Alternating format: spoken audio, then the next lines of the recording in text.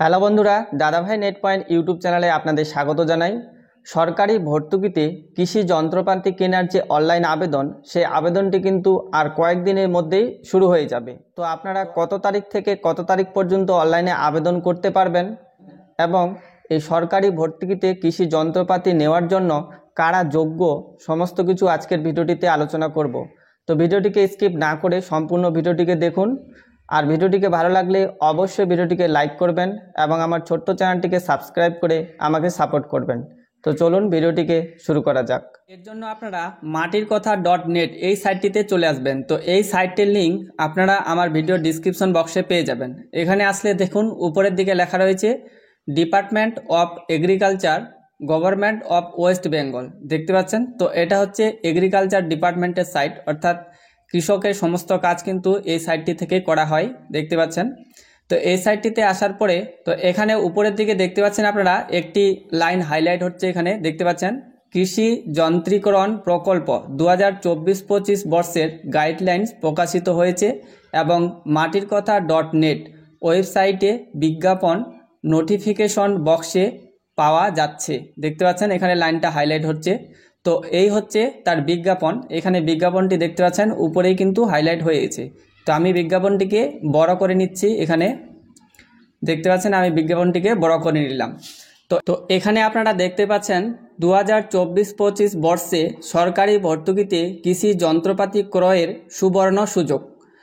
কৃষক দরদি মাননীয় মুখ্যমন্ত্রীর অনুপ্রেরণায় আগামী 2024-25 অর্থবর্ষে 1100টি কৃষি যন্ত্রাদি ভাড়া কেন্দ্র, কাস্টম হায়ারিং সেন্টার ও ফার্ম মেশিনারি হাব ভর্তুকিতে স্থাপন করা হবে।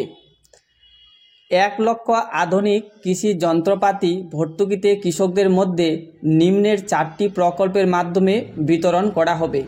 তো এখানে আপনারা দেখতে পাচ্ছেন যে 1 লক্ষ কৃষি যন্ত্রপাতি কিন্তু কৃষকদের মধ্যে বিতরণ করা হবে এই যে নিম্নের 4টি প্রকল্পের মাধ্যমে। তো নিম্নের 4টি প্রকল্প কি রয়েছে দেখতে পাচ্ছেন। 1 নম্বরে ক্ষুদ্র কৃষি যন্ত্রপাতি ক্রয়ের জন্য এককালীন আর্থিক সহায়তা প্রকল্প, অর্থাৎ ছোট ছোট যে কৃষি যন্ত্রপাতিগুলো রয়েছে সেগুলো ক্রয়ের জন্য এটা হচ্ছে এককালীন আর্থিক সহায়তা। এই প্রকল্পটিকে বলা হচ্ছে OTAFSI।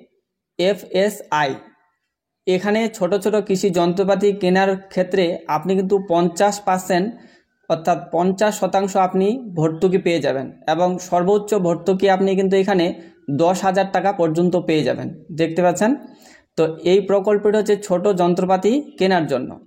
দ্বিতীয় প্রকল্পটি দেখতে পাচ্ছেন যে শক্তিচালিত কৃষি যন্ত্রপাতি ক্রয়ের জন্য আর্থিক সহায়তা প্রকল্প। এই প্রকল্পটির নাম হচ্ছে FSSM। তো এই প্রকল্পের মাধ্যমে আপনারা কিন্তু সর্বনিম্ন ভর্তুকি এখানে দেখতে পাচ্ছেন 50 থেকে 60% পর্যন্ত ভর্তুকি আপনারা পেয়ে যাবেন এবং সর্বাধিক ভর্তুকি আপনারা কিন্তু 3 লাখ টাকা পর্যন্ত পাবেন এই যে শক্তিচালিত কৃষি যন্ত্রপাতি ক্রয়ের জন্য। যদি আপনারা এই প্রকল্পটির আয়ত্তে আসেন তাহলে কিন্তু আপনারা 50 থেকে 60% ভর্তুকি পাবেন এবং 3 লাখ টাকা সর্বোচ্চ ভর্তুকি পাবেন। এছাড়াও আরও 2টি বড় বড় প্রকল্প রয়েছে এখানে দেখতে পাচ্ছেন। তো আমাদের কৃষকদের মধ্যে সবার বেশি কিন্তু এই ছোট্ট কৃষি যন্ত্রপাতি নেওয়ার জন্যই আবেদনটি হবে এবং এই আবেদনটি কিন্তু সবচেয়ে বেশি গৃহীত হবে।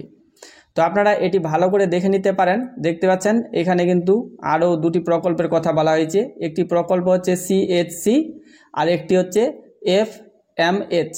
তো এখানে CHC যেটা হচ্ছে সেটা হচ্ছে কি কৃষি যন্ত্রপাতি ভাড়া কেন্দ্র, অর্থাৎ আপনি একটি কেন্দ্র করতে চাইছেন এবং যেখানে কৃষি যন্ত্রপাতি আপনি ভাড়া দিবেন। তো এখানে আপনাকে কিন্তু সর্বন্যূনতম আপনাকে প্রজেক্ট রাখতে হবে 20 লাখ টাকা, অর্থাৎ 20 লাখ টাকার প্রজেক্ট যদি আপনি করতে পারেন তাহলে কিন্তু এই যে কেন্দ্রটা কৃষি যন্ত্রপাতি ভাড়া কেন্দ্র আপনি স্থাপন করতে পারবেন।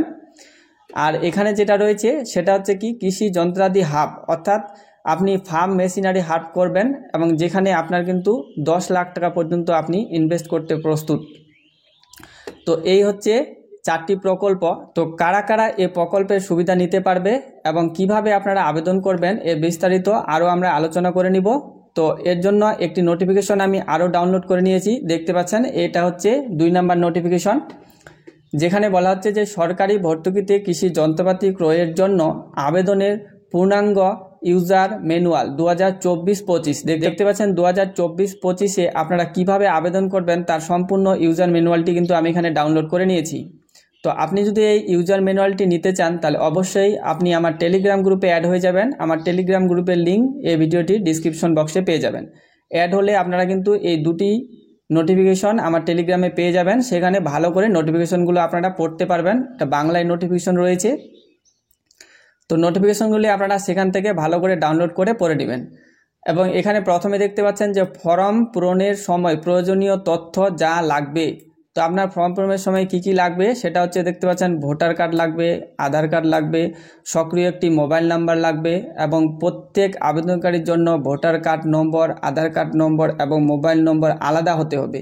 অর্থাৎ একই মোবাইল নম্বর দিয়ে আপনারা দুটো অ্যাপ্লাই করতে পারবেন না, বা একই আধার কার্ড ভোটার কার্ড দিয়ে আপনারা অ্যাপ্লাই করতে পারবেন না একের বেশি। দুইজন আবেদনকারীর ক্ষেত্রে এই তিনটি তথ্যের মধ্যে কোনো একটিও মিল থাকলে তার রেজিস্ট্রেশন সম্ভব নয়।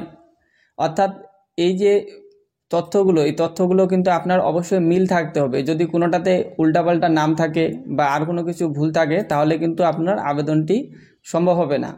যদি কোনো ব্যক্তি নিজে আবেদন করেন এবং তার কৃষক বন্ধু আইডি নম্বর থেকে তবে দিতে হবে। অর্থাৎ আপনি নিজে আবেদন করলে আপনার যে কৃষক বন্ধু আইডি সেটা কিন্তু আপনাকে দিতে হবে এবং জমির পরিমাপ দিতে হবে, সঠিক সম্পূর্ণ ঠিকানা আপনাকে দিতে হবে, যেমন মৌজা, জেল নম্বর, খতিয়ান নম্বর ইত্যাদি এগুলো দিতে হবে। তারপরে সক্রিয় ব্যাঙ্ক অ্যাকাউন্ট সম্পূর্ণ তথ্য দিতে হবে। তো এইগুলো দেখতে পাচ্ছেন, এই সমস্ত কিছু কিন্তু আপনাদের দিতে হবে। এবং আবেদনকারীর ভোটার কার্ড, আধার কার্ড, ব্যাংকের পাসবুকের প্রথম ছবি আপনাদের জেপিজি কিংবা জেপিইজি করে আপনাদের সেটা কিন্তু আপলোডও করতে হবে। 200 KB সাইজে এটা আপলোড করতে পারবেন আপনারা।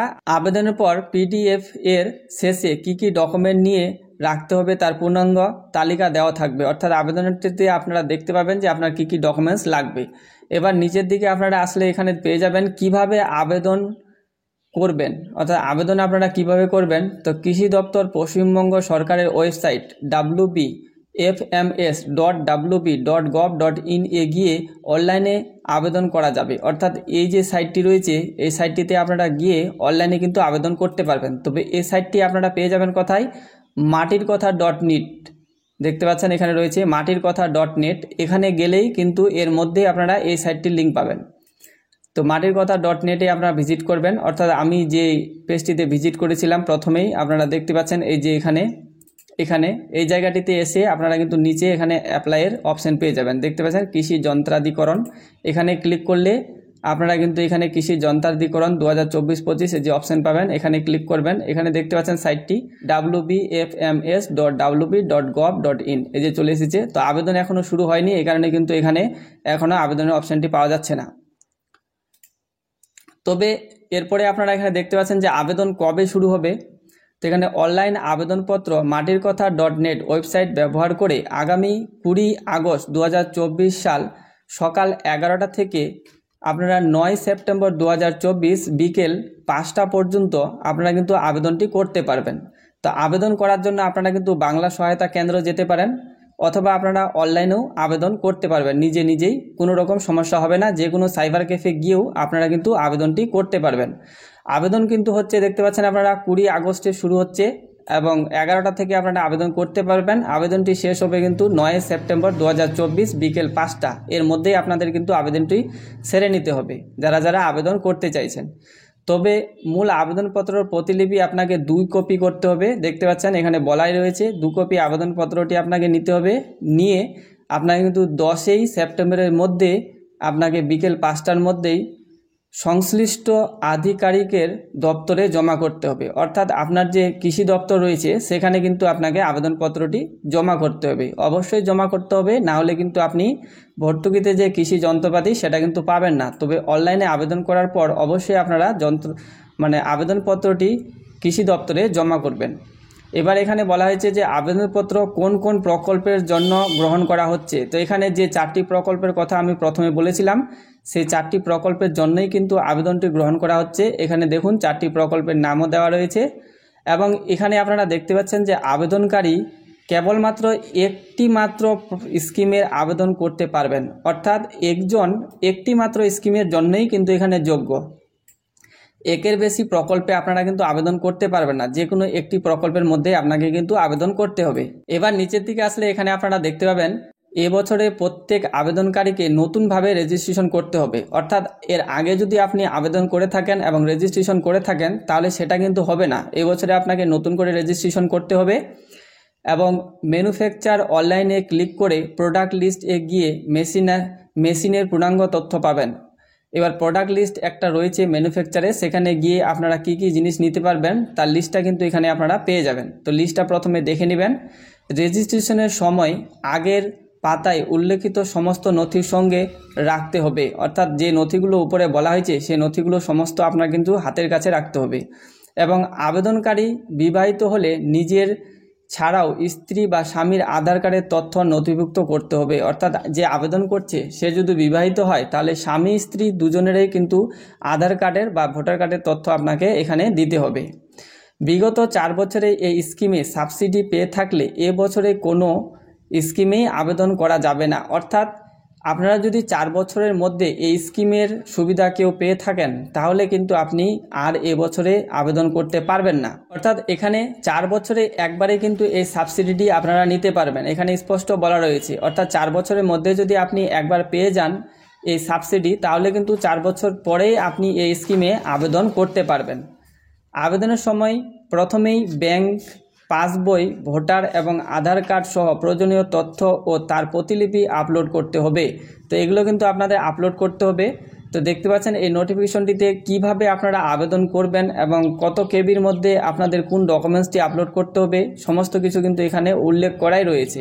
তো এই নোটিফিকেশনটি আপনারা কিন্তু আমার টেলিগ্রাম গ্রুপে পেয়ে যাবেন। তো অবশ্যই আপনারা আমার টেলিগ্রাম গ্রুপে কিন্তু অ্যাড হয়ে যাবেন, তাহলে এই সম্পূর্ণ নোটিফিকেশনটি কিন্তু আপনারা সেখানে পেয়ে যাবেন এবং আপনারা কিন্তু সম্পূর্ণ নোটিফিকেশনটি ভালোভাবে পড়ে নিয়ে তারপরেই কিন্তু এই কৃষি যন্ত্রপাতির যে সাবসিডি রয়েছে এই ভর্তুকিতে কৃষি যন্ত্রপাতি নেওয়ার আবেদন আপনারা করতে পারবেন। তো আজকের ভিডিওটি এইটুকুই।